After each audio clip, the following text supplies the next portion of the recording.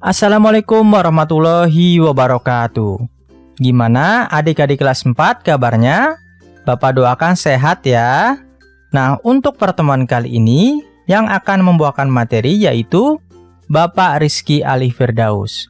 Bapak sebagai guru TK kalian di kelas 4. Nah, materinya mengenai cara kerja komputer. Adik-adik bisa baca materi ini di LKS halaman 24 hingga 28. Nah, kalian simak videonya sampai akhir. Karena apa? Karena di akhir video Bapak akan memberikan tugas. Oke, Bapak mulai ya. Cara kerja komputer. Pengolahan data yang menggunakan komputer sebagai medianya dikenal dengan istilah Electronic Data Processing atau EDP. Nah, pengolahan data sendiri yaitu suatu proses di mana sebuah data diproses atau diubah ke dalam bentuk yang lebih berguna dan lebih berarti, yang berupa sebuah informasi. Agar komputer dapat digunakan untuk mengolah sebuah data menjadi informasi, maka diperlukan sebuah sistem, yaitu sistem komputer. Sistem yang dimaksud ialah terdiri dari elemen-elemen yang saling terhubung sehingga membentuk satu kesatuan yang dapat digunakan untuk melakukan tujuan pokok dari sistem tersebut. Nah, sistem komputer bekerja dengan tahapan-tahapan penting yang terhubung satu sama lain. Di antaranya melewati berbagai tahapan. Tahap awal berupa tahap proses input, kemudian melalui tahap storage atau penyimpanan, lalu masuk ke tahap processing, dan terakhir melalui tahap output. Bapak bahas yang pertama yaitu tahap proses input atau mengambil data masuk. Input atau pemasukan merupakan tahap awal dari proses pengolahan data dengan sistem komputer. Tahap input dilakukan dengan memasukkan data mentah yaitu raw data, ke dalam sistem komputer melalui perangkat input atau input device. Nah, contoh dari input device adalah yang pertama ada keyboard.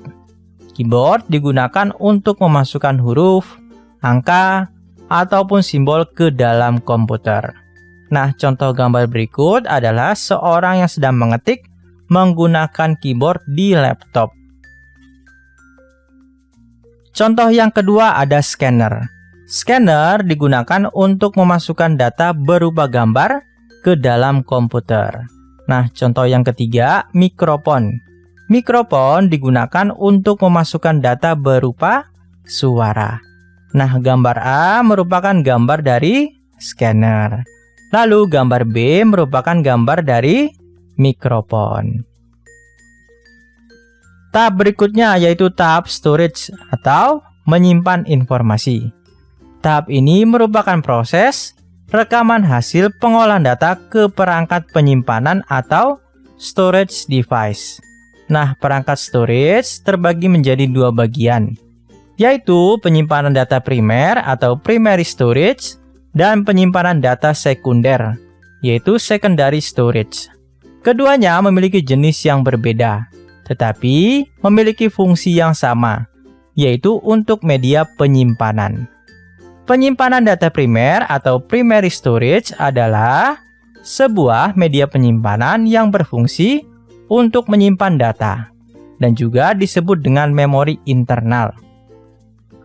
Primary storage biasanya memiliki kecepatan akses yang lebih cepat dari secondary storage. Selain itu, primary storage hanya memiliki kapasitas yang terbatas dan cenderung lebih kecil dari secondary storage. Dan primary storage merupakan penyimpanan data sementara. Kemudian penyimpanan data sekunder, yaitu sebuah media penyimpanan data secara permanen yang disimpan untuk melayani pemrosesan data yang dilakukan oleh CPU. Oke, gambar yang sebelah kiri adalah penyimpanan data primer. Itu adalah gambar RAM, yaitu Random Access Memory. Yang sebelah kanan merupakan penyimpanan data sekunder. Itu merupakan gambar dari hard disk. Oke. Tahap berikutnya, processing atau memproses. Pada tahap ini, data yang telah dimasukkan melalui peralatan input akan diproses.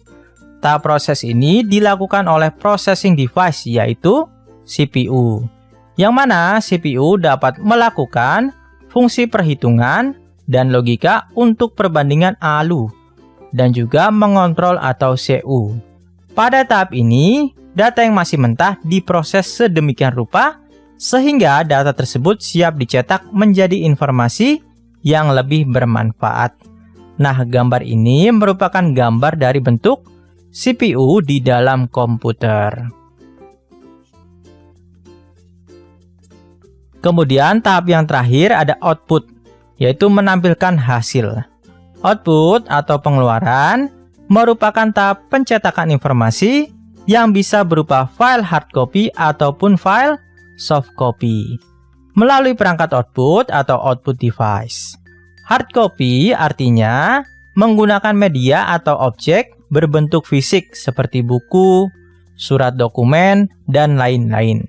Sedangkan soft copy artinya menampilkan informasi secara visual, sebab informasi tidak berupa objek fisik, tetapi dalam bentuk objek digital. Contoh dari output device antara lain ada printer, kemudian proyektor, dan lain-lain. Nah, gambar di sebelah kiri merupakan gambar dari printer. Printer dapat mencetak hasil berupa gambar pada kertas. Kemudian gambar yang di tengah adalah monitor. Monitor gunanya menghasilkan gambar yang dapat dilihat dari layar. Lalu yang sebelah kanan ada gambar proyektor LCD. Fungsinya untuk menghasilkan gambar yang lebih besar dan luas. Nah, proyektor adalah contoh dari soft copy. Lalu printer adalah contoh dari hard copy. Seperti itu ya adik-adik. Kesimpulannya, agar komputer dapat digunakan untuk mengolah sebuah data menjadi informasi, maka diperlukan sebuah sistem yang disebut sistem komputer. Sistem ini bekerja dengan beberapa tahapan yang penting dan saling terhubung satu sama lain. Tahapan awal yaitu proses input, di mana memasukkan data mentah raw ke dalam sistem komputer melalui input device. Contoh dari input device yaitu ada keyboard, scanner, mikrofon, dan lain-lain. Lalu data tersebut akan direkam ke dalam perangkat penyimpanan atau storage device.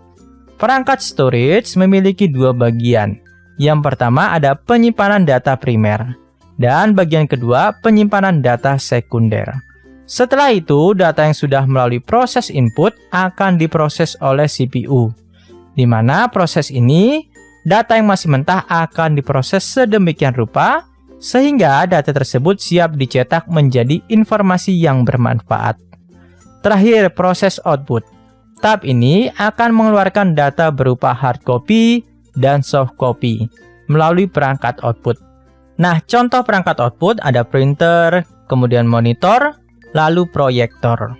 Oke, untuk materi kali ini selesai ya adik-adik. Begitulah kesimpulan yang dapat Bapak berikan. Berikutnya Bapak akan memberikan tugas. Tugasnya kerjakan LKS halaman 28 hingga 29, yaitu pilihan ganda dan juga uraian. Berikut kunci jawaban pilihan ganda dan berikut kunci jawaban dari uraian.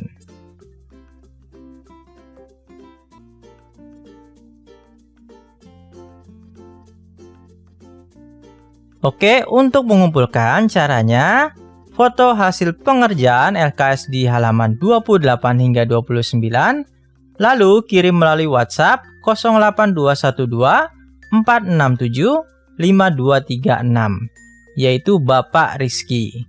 Batas pengumpulan hari Jumat tanggal 12 Februari 2021. Nah, sekian materi kali ini. Bapak ucapkan terima kasih. Wassalamualaikum warahmatullahi wabarakatuh.